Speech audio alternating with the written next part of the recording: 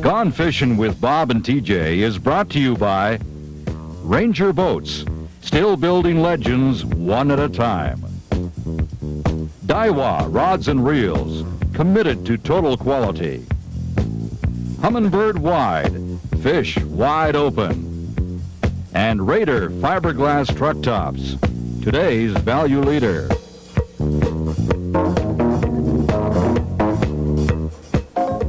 Hi, I'm Bob Kirkpatrick. And I'm TJ Schwenke. Welcome to Gone Fishing. Today we're in southeastern British Columbia on beautiful Kootenay Lake at the town of Balfour. And we're going to be fishing with our good friend Terry Iwamoto at Split Shot Charters. Now it's the end of May, and it's also the end of the season for the famous Girard rainbows. But Terry's promised us we're going to catch a couple of big ones, and we might even have a chance at some of those big bull trout. The wind is up, guys. Come on, let's go pull some hair.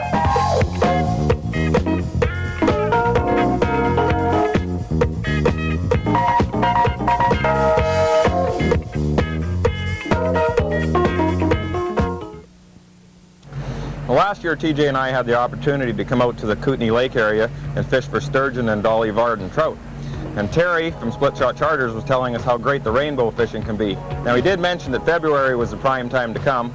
We couldn't make it then. Here we are at the end of May, and it's near the end of the season, so hopefully we're going to have some luck. Yeah.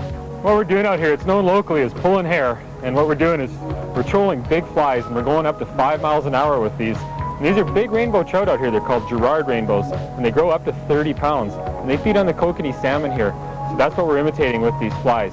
Now we've got outriggers out on the side, or side planers, so we get our lines out away from the boat and get them spread. And we've also got one line down with lead core, so we're covering a few depths, but the majority of the feeding when these big fish turn on is right on the surface.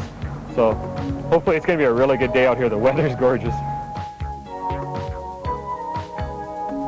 Well, Terry, this is really different fishing than anything that we're used to out in the prairies. Now, you notice you're using planer boards. What's the purpose of that? Well, the planer boards achieve two things for us. Probably the most important thing of all is it allows us to pull multiple lines in the back of any type of boat. You know, three lines is probably your maximum. This gives us a spread. And then another critical factor is that it adds a lot of action to the flies or the hockey sticks or whatever lure we're pulling, because it doesn't ride along smooth and at consistent same speed as the boat does.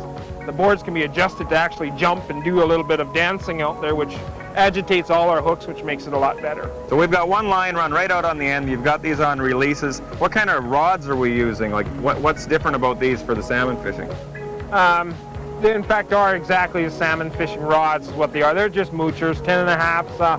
We have some 9-foot downrigger rods for our lead lines and stuff, a little bit beefier rods, but our line is considerably lighter. We're into 14-pound test line for these.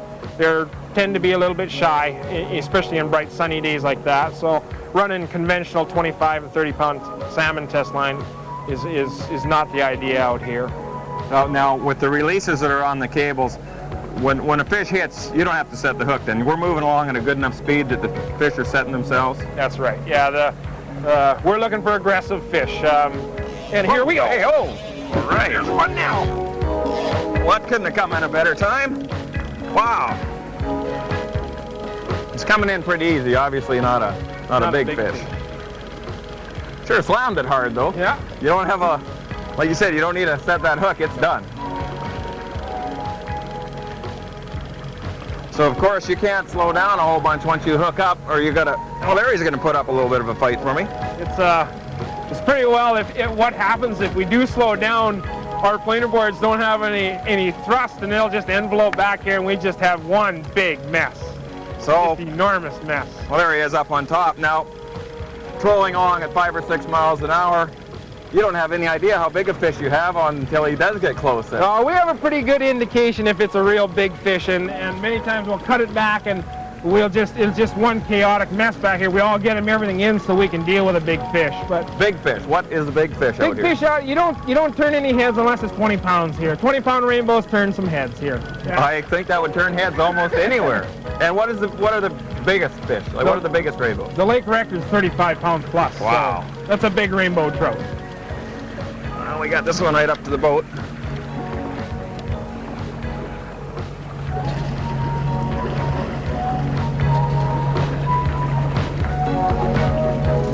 Oh, that's a nice chunky little rainbow, isn't it? Yeah, it's a beautiful fish.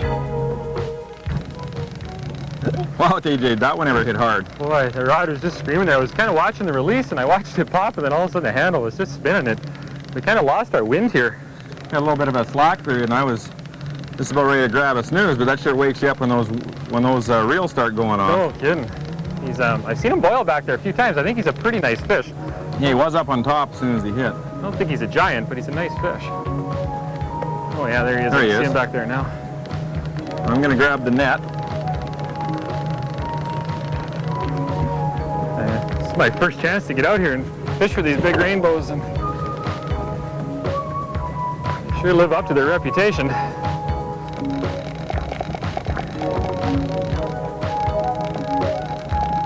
Looks like a nice one. Yeah. Well, you kind of got to let them do what they want to do, though. Here he comes.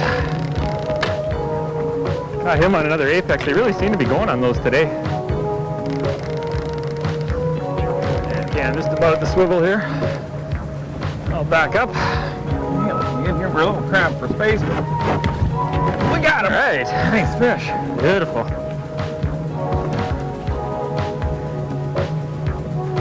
Now these are what's called the Gerard strain of rainbows, and they grow really big, really fast. And it's quite the trophy fishery. People come from all over the world to catch these, and I think it's a dream of most people to catch one. Grab this pair of pliers right here. This is definitely the biggest one I've caught before. Is that why you're shaking like that? Yeah. Well, you really put up a scrap. Just get that out of your way there. There's a big, healthy Kootenay Lake rainbow there. Boy, are they pretty though. We were trolling there about 5 miles an hour, and let me tell you, when they hit it, there's no missing it. Well, I'm gonna get him back in.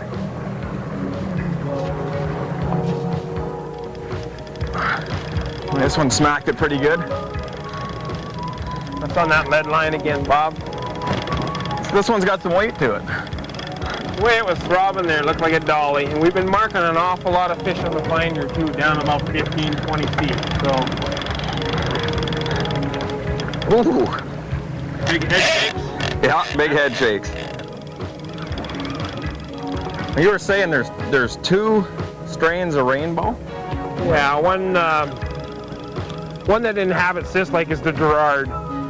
And the ones that inhabit the creek mouse and the west arm, biologists tell us they're the Panast rainbow, which doesn't achieve the great size that the Gerards do. Well, what's special about the Gerards? What makes them different than, say, the rainbows we have in the prairies? Or I don't think there really is a difference. Like, I've talked to fisheries technicians here in Nelson. They say a rainbow is a rainbow is a rainbow, but it's something that's actually genetically in their genes now. So in other words, a rainbow in the prairies used to eating bugs, so that's all he'll eat. He'll eat a bug. If you could convince a rainbow trout out of Alberta to start eating kokanee, he'd grow like a Gerard would. But it's slicing atoms, I guess, and something makes this rainbow want to eat nothing but fish, and therefore he grows big. Eh? Oh, there he is. It's a good-sized fish. Beautiful dolly. Wow. I'll get you to back up, Bob. All and right. Let me sneak in there.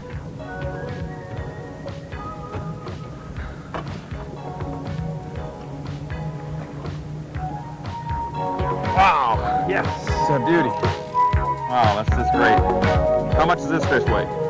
Oh, I don't know. He's going to go in that 9-pound range or somewhere in there. It's a beautiful fish. Well, I got a few quick pictures of this. I'm going to get her back in the water. Oh, just put up a good scrap.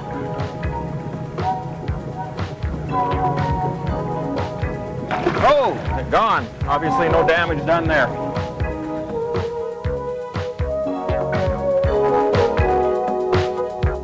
Isn't it time you stopped letting...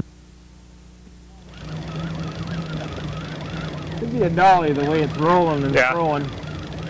You got a pretty big dolly out here this winter. Yeah, I guess we should be calling them bull trout now that we've been corrected by the professional people. Yeah, I got one 1/100th short of 23 pounds. So it's a 23.99 pounds. And that's a new Canadian record, I understand? Well, registered record. There's been a lot bigger ones caught. It's just, I guess, not properly documented, eh? You caught that jigging though, not fishing like this. That's right, yeah, light tackle. And we had an opportunity to come out and do that last year. We actually did a show, and it's a really exciting way to fish. You're fishing shallow water, and they're big, aggressive fish.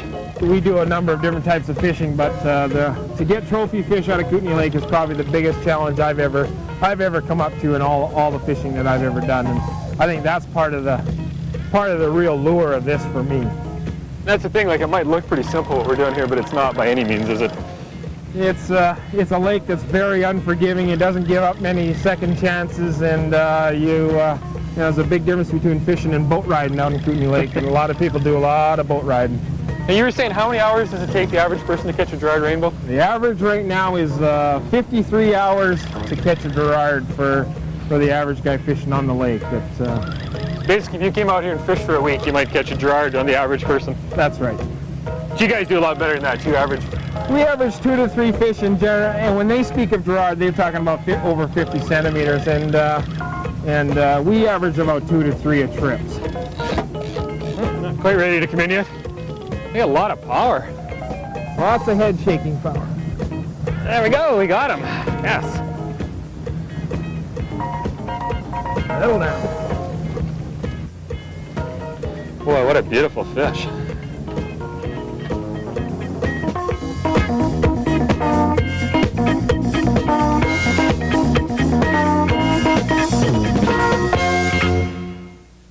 Okay, now since we got this in, why don't we just have a look at some of the gear we're using. This is a hockey stick. That's what we nickname it out here. It's a hockey stick.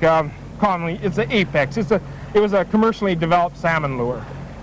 And is that the way you set it up with the treble hook trailing behind, or is it a little bit tighter? Yeah, what it comes with is a very large single straight shank hook. We take that off because it brain kills a lot of our fish. It's so long, the shank, and it goes so deep.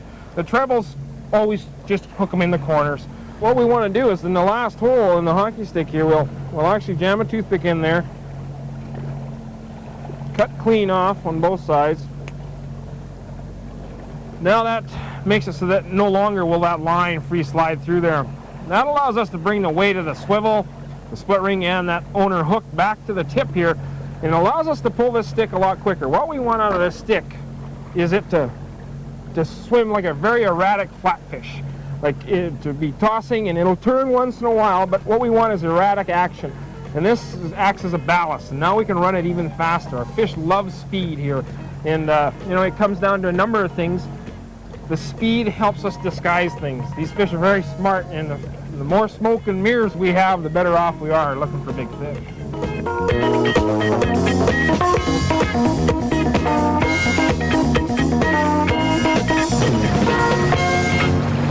And here we go. Hey, oh! Right here, what now?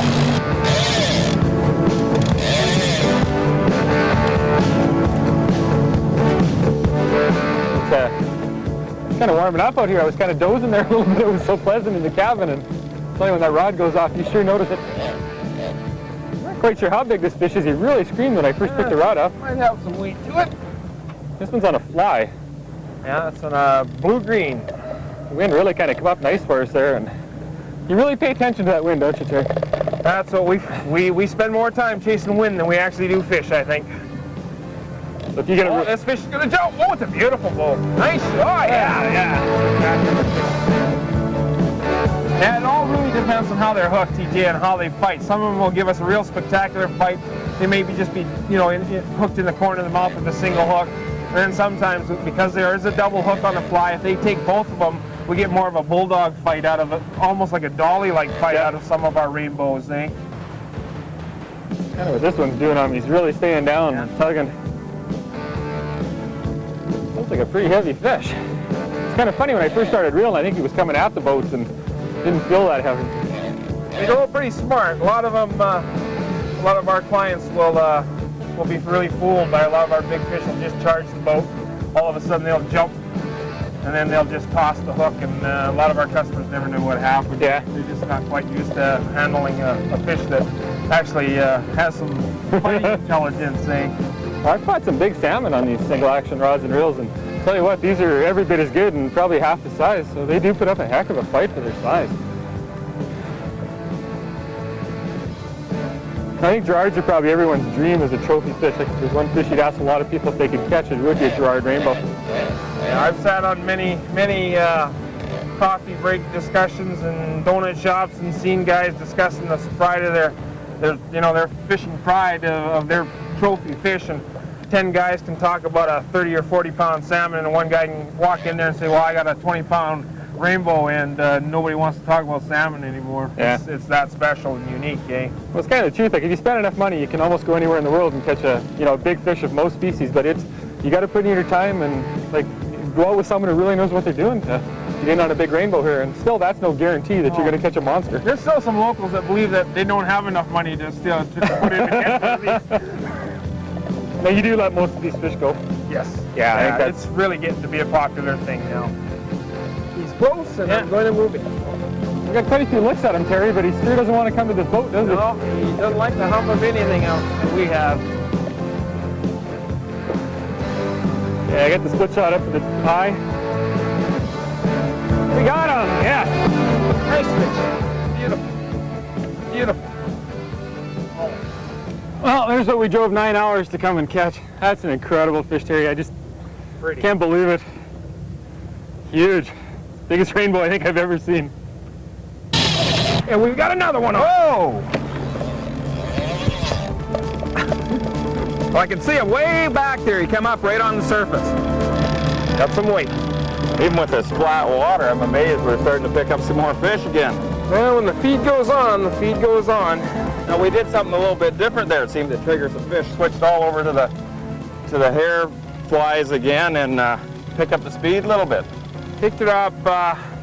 Really what we did is we gave them something less active. It's more of an inactive bait, because what we had out there was the 4.5 apexes, which give an awful lot of action. And maybe it was too much action. So, we got a bright, calm day, and we knew the fish were up on top, so we sped it up a little bit more. But really, our baits were more inactive because they don't flicker and do the jive and dance like the hockey stick does. Well, that's 3 hits in the last 15 or 20 minutes, and I mean, here we are at the end of the season. Whoa, he's going again. This is near the end of your high season, so after this they go down deep and they're hard to catch, or what? That happens, and also our days get so long we don't know when their feed is. Like you just said, our feed happened in such a short time, but we lucked out. We found the feed, but in a long summer days, when do they feed? Like we went through an awful lot of lunch today. We may not be able to pack enough lunch in the summertime to wait when they feed.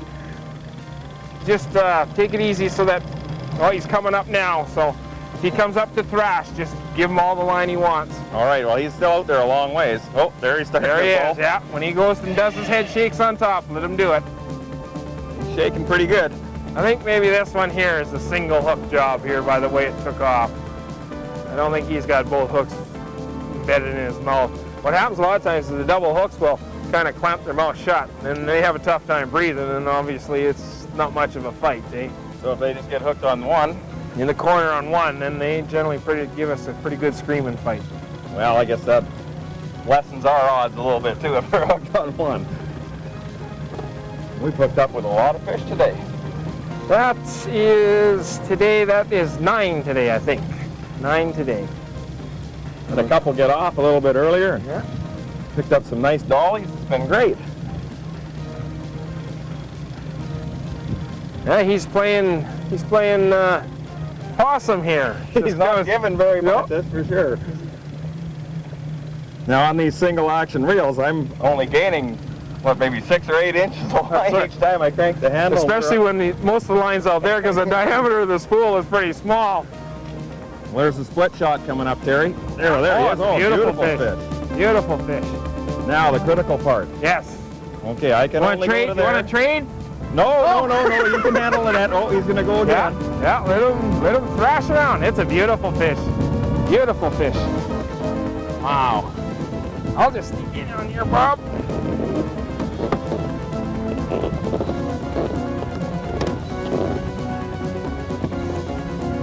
Definitely the biggest rainbow I've ever hooked up with. They do have some power.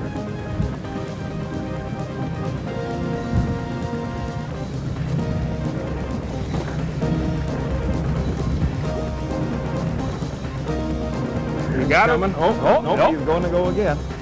I'm up to the limit of what I can reel in. Okay, and we're just lifting from now. As soon as we get him on his side, we'll get on that lift. Here he comes. Nice job. All right. Beautiful fish. Beautiful blow. Woo! Way to go. Good job. Gorgeous. Move this stuff out of your way. Woo! Easy, girl. Boy, is that ever chunky. It's a beautiful fish. Oh, I hate to say this to TJ, but this is bigger than his. There always seems to be a little bit of a contest with us to see who gets the biggest one, and it's been pretty even over the last 3 or 4 years. But we're not done yet. Who knows? I gotta grab him. Oh! Woohoo! Is that ever a nice fish? Thank you, Jerry. That's great.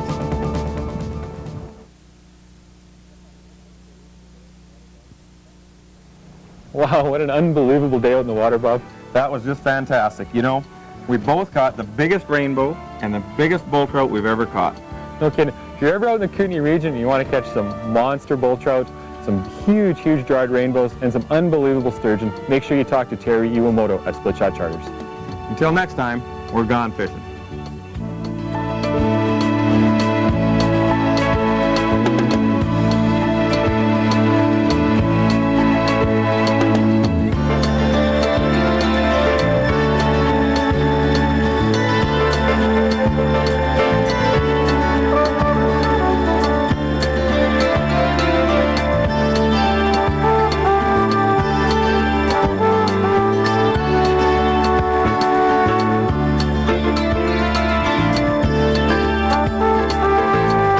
Fishin' with Bob and TJ is brought to you by Ranger Boats, still building legends one at a time. Daiwa Rods and Reels, committed to total quality. Humminbird Wide, fish wide open. And Raider Fiberglass Truck Tops, today's value leader.